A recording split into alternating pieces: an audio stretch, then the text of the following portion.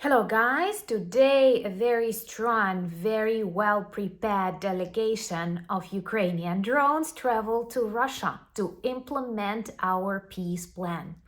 The only real way to end Russian war in Ukraine and potentially in many other parts of the world is to defeat and demilitarize Russia. And that is exactly what our drones were doing in 10 different Russian regions, including Moscow. Moscow is indeed the decision-making center of the Russian Federation, and those of you who know a little bit of the Russian history remember that all the main decisions about the future of that country are made in Moscow. Putin does not care about people somewhere in distant regions of this largest country in the world that definitely does not need any new territories, but he is very much afraid to cause problems, dissatisfaction, and anxiety inside Moscow. And this is exactly what happened tonight when 69 drones demilitarized a number of objects in the heart of the evil empire. So let's discuss this loud night in 10 Russian regions, including their dark capital. My name is Anna, I'm from Ukraine, I'm in Ukraine, and if you want to see the defeat and demilitarization of Russia, subscribe, we discuss all of that on the channel. Tonight, Russia experienced one, perhaps the largest, of drone attacks. And please mind that all of that is happening when the United States stopped the delivery of weapons to Ukraine, stopped sharing intelligence with Ukraine, satellite images with Ukraine, and Ukrainian drones are unstoppable. Russia is vulnerable and severely demilitarized. Ukrainian drones visited 10 Russian regions, and I have a list of them. That was Kursk, Bryansk, Belgorod, Ryazan, Kaluga, Lipetsk, Oryol, Voronezh, and Nizhny Novgorod. But of course, the most important location that we will include into our geography lesson is Moscow. 69 drones visited the capital of Russia, maybe more, I don't know for sure, and did some good job inside the city. There were a lot of videos, a lot of reports, and a lot of people concerned that not everything goes according to Putin's and even Trump's plan. Among one of the most important objects demilitarized inside the Russian capital is the oil refinery that actually provides 40-50% of city diesel and gasoline needs. It exploded very loud and very bright, and most importantly, even those who did not see or did not hear that will definitely feel the lack of gasoline or diesel. And maybe that will lead fewer Russians to support this war, because at the moment 80% of the Russian population supports their war against Ukraine. And all because the majority of battles, these combat operations, take place inside Ukraine. And they literally know nothing about this war, just what the Russian propaganda feeds them. But every time they hear the explosion on the military object, they learn that something is demilitarized, or they simply lack some of the things they could get in the oil refineries, they can actually understand more about the essence of war, and maybe they don't want it. That is the only way to persuade Russians, because otherwise, if we keep appeasing them, if we keep closing our eyes on the war crimes they've committed in a number of countries already, this will simply encourage them to expand. Once again, 80% of Russians support this war.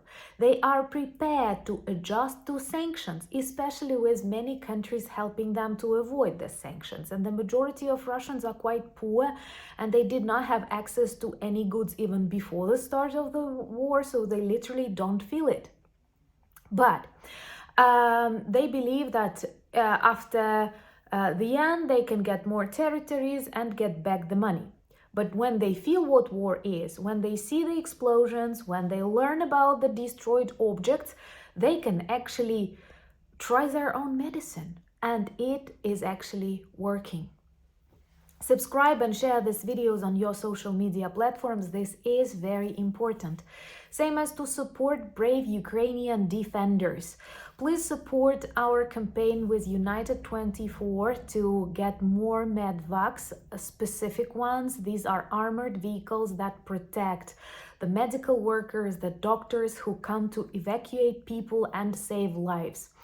Russians, they do not follow the rules of war. They often target medical vehicles, and when they are protected, when they are armored, the chances to survive and to do something really good are growing. So please support the campaign.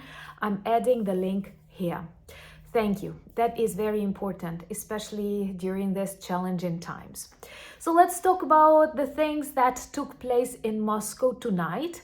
Apart from that oil refinery, they had to stop the work of a railway and a number of Moscow airports, actually all of them, Sheremetyevo, Vnukovo, Domodedovo and Zhukovsky.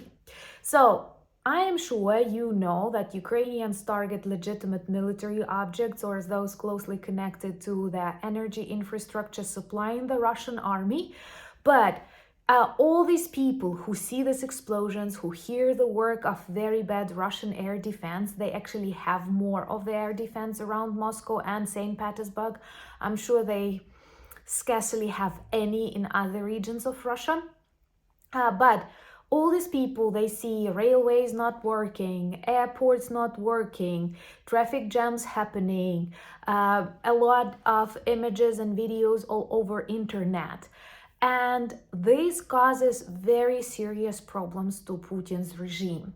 Because for him, the stability inside the capital and maybe St. Petersburg is the most important factor. Those of you who know a little bit of the Russian history may have noticed that all the important decisions are always made in Moscow, be it 1917 revolution or the end of the USSR. Very often, I'd say in the majority of cases, the periphery of Russia, different republics inside of Russia may feel totally different than people in the capital, but the decision is always made based on Moscow choice. So, destabilizing Moscow, sending more Ukrainian drones with loud messages, let's negotiate, is the working way to persuade the people of Moscow they don't want this war, because it's not just happening somewhere very far away in Ukraine with Ukrainian children being killed. It is danger for them. It is not only dangerous for those people that agree for money to go and invade a beautiful country to loot and other stuff, but it can be dangerous even for those going to work. Because in Ukraine, it's dangerous to be Ukrainian during those last 3 years of the full-scale war. And I'm sure many of those in Russia who cheer for this war, who support this war, have no idea of what war is. And I'm sure that tasting their own medicine is the most effective way to persuade them they don't need it. Because if we want to achieve peace, all we need is for Russia to leave Ukraine and return back to its legitimate borders. And as long as it's just happening somewhere in Ukraine, I'm not sure they will understand that, no matter how hard Donald Trump tries. So far, they have no reason to think about the need to end this war. Very little. Plus, if Trump keeps breaking the world, I mean, with tariffs, with lifting sanctions on Russia, which is insane, like fighting with friends and supporting bloody murderers. Insane. I don't think it will last long, by the way. Let me know in the comments below, what do you think? And I think that Ukrainians know what to do. And if you don't want to support us, at least do not stop us from serving the justice. And right now, with no US intelligence, with the ban of weapon delivery, no satellite images sharing, Elon Musk blaming Ukraine for everything, including that asteroid that killed dinosaurs, perhaps this was Ukrainian. And in all this very demotivating context, we are doing a perfect job. Hundreds, more than 300 of drones visiting 10 Russian regions and almost 100 in the capital of Russia. Just imagine something similar happening in your country. That would be a national disaster all over the news. And Putin needs to hide that, but that's impossible. And right now he is very, very, very frightened. He cannot even interfere in the negotiations that right now last in Saudi Arabia. And honestly, I do not expect much. I think it's more of talking. Donald Trump wants a Nobel Peace Prize. He won't get one. And he thought he can pressure Ukraine and we will surrender. He realized we are way stronger than he is, or Elon, people he gets his ideas from.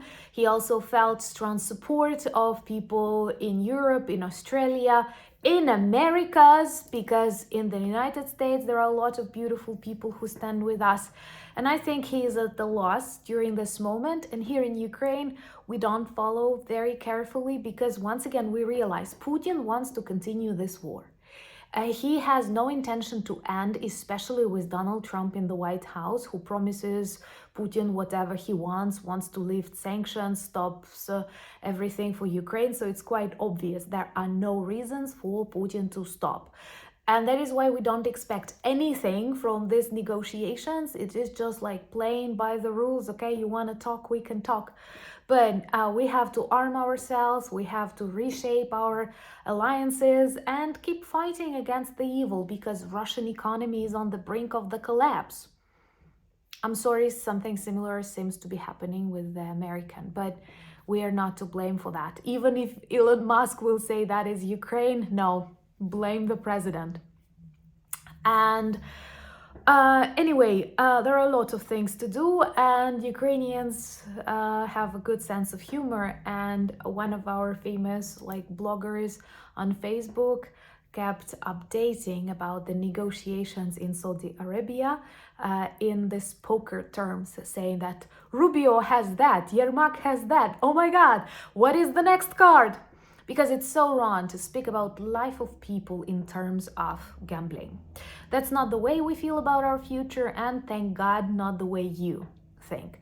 Join the channel if you're new, join me on X, join me on Threads, Blue Sky, and Instagram, and we have an amazing Discord community. Check our merch shop, we have a new collection, a small drop, but it's very important to remind people about the support of Ukraine. We need that right now, and there are a lot of good products in the shop that you may actually like. Thank you for buying me coffees, becoming my patrons and sponsors of the channel, but most importantly, thank you for standing with Ukraine. Slava Ukraini!